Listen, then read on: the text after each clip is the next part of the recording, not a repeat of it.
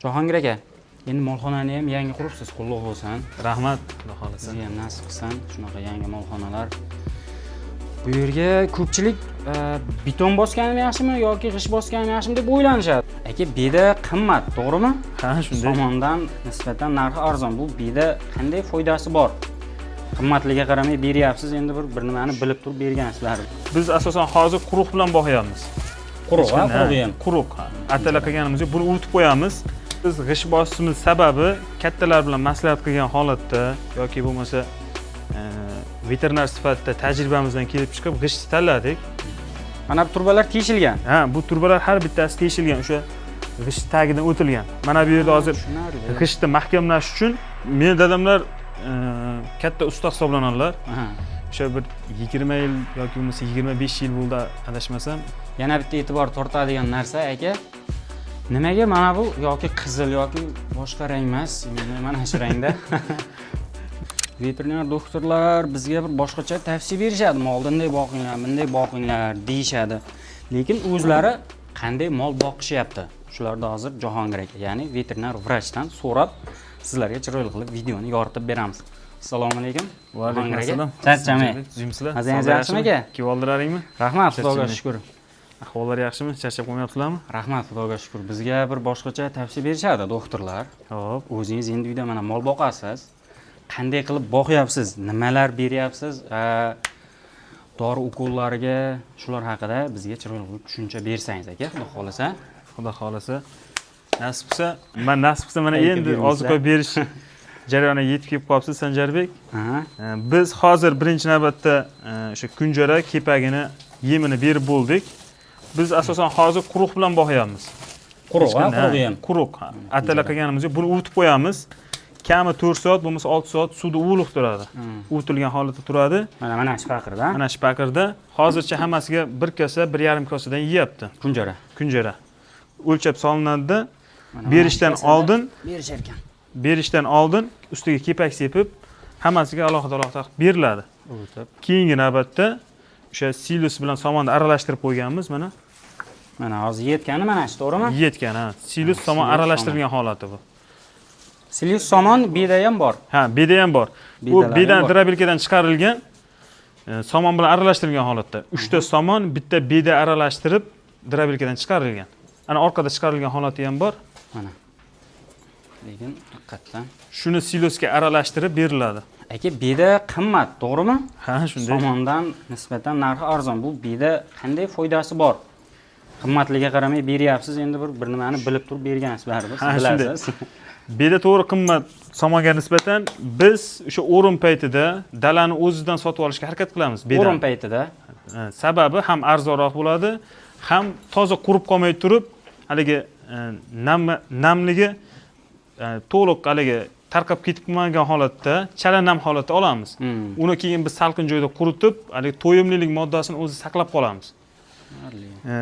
Uni bedan o'zining xususiyatiga keladigan bo'lsak, u misol uchun 3 ta somon bitta bedani kaloriyasini bermasligi mumkin. Unda kuchli. Ha, somonda kletchatka ko'proq, to'yimli modda. Lekin bedada nafaqat kletchatka, balki u to'yimli moddalari ham bor. Novosu yoki sog'in sigiru hammasiga effekti yaxshi.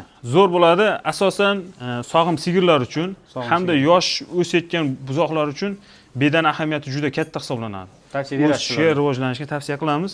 Endi bu novoslarga ham qo'shganimiz bizga tezroq yetiltirish maqsadida. Uni ham ratsionga kiritganmiz. Aka, keyin yana bitta narsani sizdan so'rayman dedim. Men o'zim mollarimni atalar bilan boqaman. Xo'p. Mollarimni atalar bilan boqaman. Yozgi kunda ko'pchilik atalab berish mumkin emas deydi. Bunga nima deysiz? Yozgi kunida ham beriladi-yu, yozgi kunida tez sifati buzilib qoladi, Jamshidbek. Sanjarbek. Yozgi kunida bilan birga video olganmiz, shuning uchun aybga buyurmaysizlar. Yozgi kunida tez sifati buzilib qoladi. Ya'ni misol uchun kechki payt atalar qilinsa, atalarni bir paqirdan berildimi, usti yovib qo'yiladi. Ertalabgacha o'zini issig'i, o'zini harorati bilan sifati buzilib qoladi. Ertalabgacha 10 soat, 12 soat ichida o'zi yana sifati buziladi u narsani.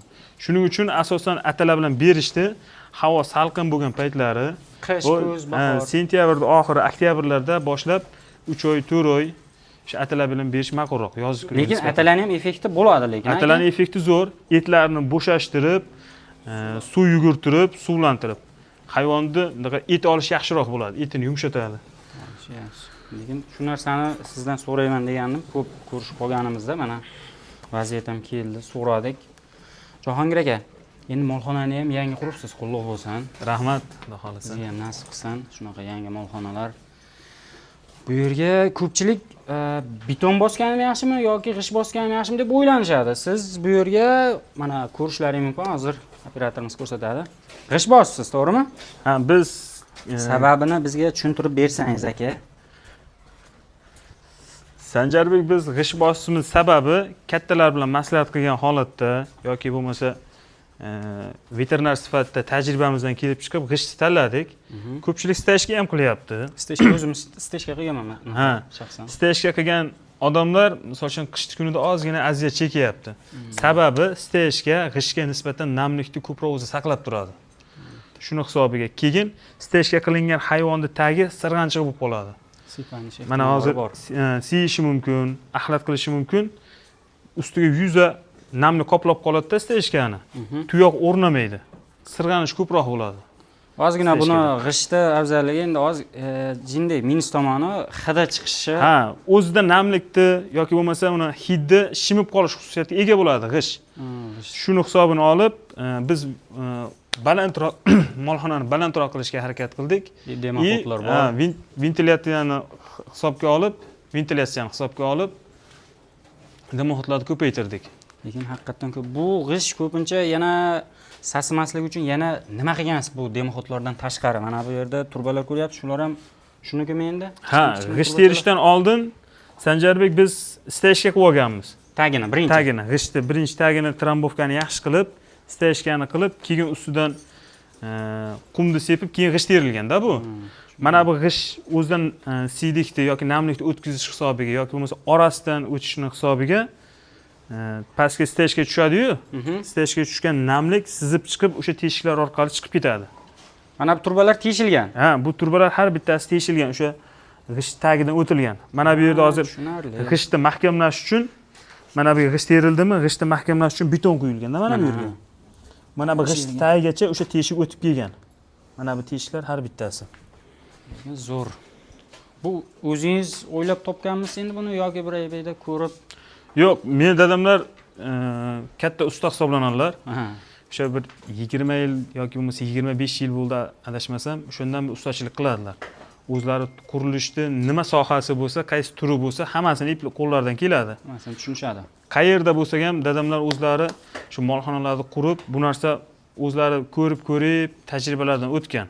Bu narsani to'g'risi dadamlar tavsiya qildilar menga. Mash teshiklarda. Men ham shu yerda o'zimiznikida ko'rdim bu narsani birinchisi. Oldin shuncha molxonaga kirgan bo'lsam, birortasida bu narsa yo'q edi. Dadamlar tavsiya qilish, shu narsani qo'yib ketaylik o'g'lim deyishdi. Hozir ko'rib shunga hayratlandim. Bu sabab nimaga ekan? Keyin mana bu shuvoqqa ham bir boshqa e'tibor beramiz bunga ham. Bitta chiroyli layklaringizni bosib qo'yasiz. Shuvoq, bunaqa tekis shuvoqni ko'rmaganman to'g'risi. Jahongir aka, ham o'zlaring qilgan ekansizlar. Ha, biz molxonani qurilishida Sanjarbek bizdan asosan material talab qilindi. Materialni mana bu g'ishi, sementi, temirlari, yog'ochi, shiferini biz sotib olgan bo'lsak, misol uchun. Lekin ustaga biz pul sarflamadik. Sababi aka-ukalarimiz, amakilarim kelib hashar qilib qarashdi. Dadalarimning o'zlari shu o'zimizdan bo'ldi-da usta haqqi. Shuning uchun katta ketmadi. Bitilgan joy. Shunday. Deyarli hammasi biz o'zimizning qo'limizdan chiqqan. Yana bitta e'tibor tortadigan narsa aka, nimaga mana bu yoki qizil yoki boshqa rang emas, mana shu rangda? Bu savolni berishdi.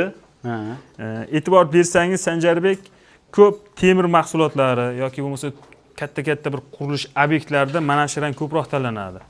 Shuningdek, molxonalar ham shu rang tanlanishiga sabab birinchi navbatda hayvonga zogiyenik talablar bor-da. Havoning namligi, yoritilganligi, havoning harorati. Xuddi shuningdek mana bir ranglar ham qo'rqmaymiz. Mana bir ranglar ham.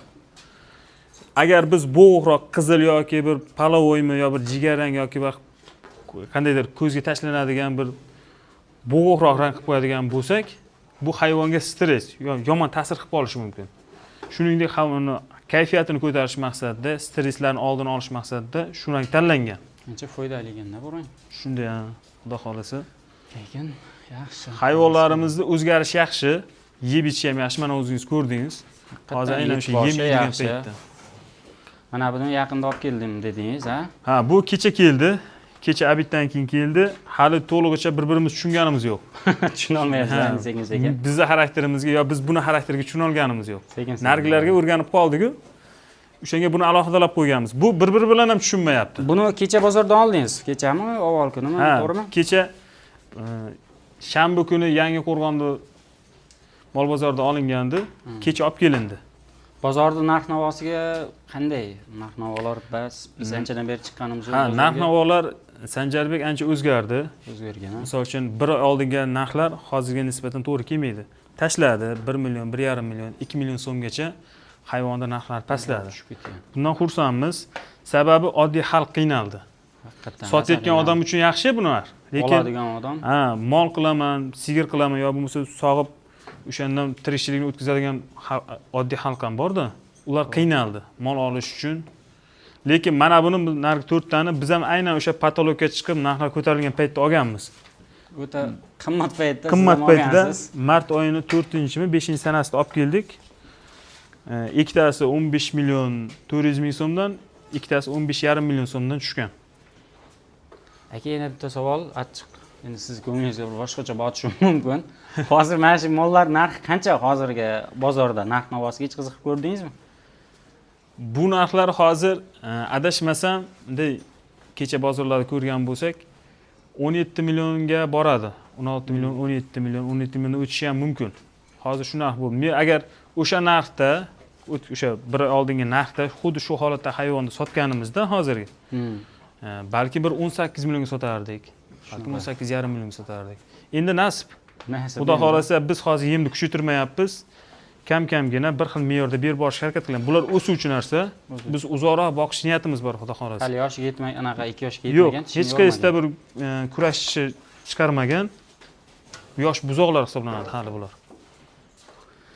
Yaxshi, tushunarli aka.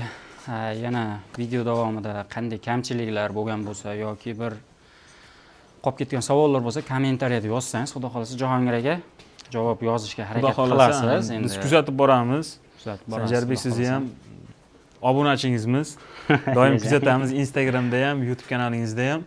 Xudo xolasa kommentariyalar, qandaydir izohlar, qo'shimchalar, savollar bo'ladigan bo'lsa, javob qaytarishga harakat qilamiz. Sizni ham Instagramingizda описание yoki kommentariyada belgilab ketaman. O'tib bemalol direct orqali yozib, sizdan maslahat yoki savollar, imkoniyat darajamizda vaqtimiz ulgurganimizcha javob qaytarishga harakat qilamiz. Qo'limiz, o'sha ilmimiz, bilimimiz yetgan darajagacha. Xudo xolasa vaqt ajratishga harakat qilamiz. Yashang, rahmat aka. Ko'pchilikka bu video foydali bo'ldi. Agar kanalimizda mehmon bo'lsangiz, kanalimizga o'tib obuna bo'lib, videomizga chiroq laykingizni bosib qo'ying. Jahongir aka, sizga ham rahmat. Sizlarga ham rahmat, Sanjarbek. Xayrlashib qolamiz.